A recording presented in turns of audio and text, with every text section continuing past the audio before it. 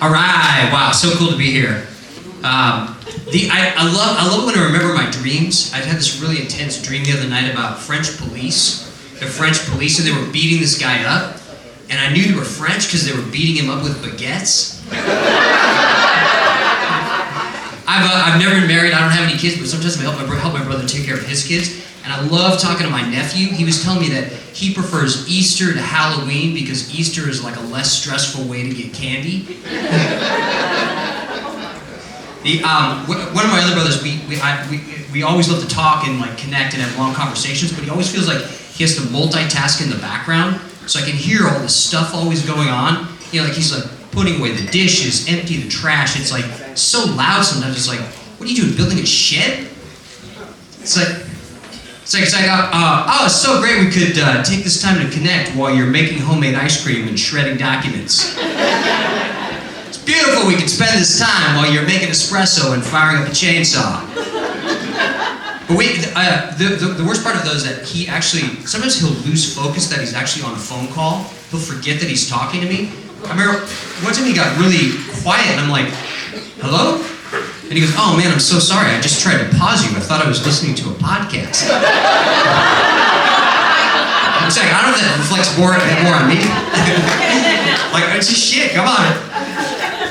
But what's so weird is like, so I have 3 brothers and like, this year, all of them are now married except me. I'm the last one who's not been married. And so like, I'm really dreading this next holiday season. Like, they're all gonna send out holiday Christmas cards with them and their family. You know, like the most I could send out is just like, I don't know, like a single guy Christmas card, you know, just like me by the fire, just kind of like, 'tis the season for loneliness. No, I'm fine.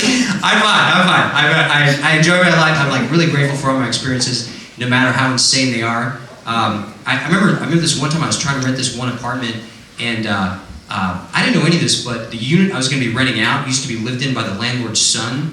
And he had gotten sucked into Scientology, but I didn't know any of that. So I show up to meet with the landlord, and as soon as I get there, she starts asking me, she's like, are you a Scientologist? I'm like, no, I'm not a Scientologist. But she asked me, she's like, you're not a Scientologist, right? I'm like, no, I'm not a Scientologist. Finally, I was like, why do you keep asking me that? She goes, because you look like Tom Cruise. I was like, I look like Tom Cruise? My theory is, I think it's like, this part of my forehead like kind of looks like Tom Cruise. Because like, the reason I say that, honestly, is like, to this day, these 2 women came into my work. This was during the pandemic where we had to wear masks. And they walk in and they're like, oh, look at this guy. He's got a handsome brow. Who do we got there? Who's under there? Tom Cruise? Come on, let's see, you know? So I pulled off the mask and they were like, okay, thank you. She's like, oh, damn. I've had a lot of part-time jobs. Like this one job, like I was hired to make PowerPoints for attorneys in court. I was not hired as an AV tech, but they just started throwing me at any job that vaguely had a computer. I remember one time I walked in this one job and there's like, it's a conference room, all these people on laptops. As soon as I walk in, I hear some guy go, oh, thank God, the AV tech is here. And I like turned to look at the door to see who he was talking about. I was like, oh, damn, I'm the AV tech.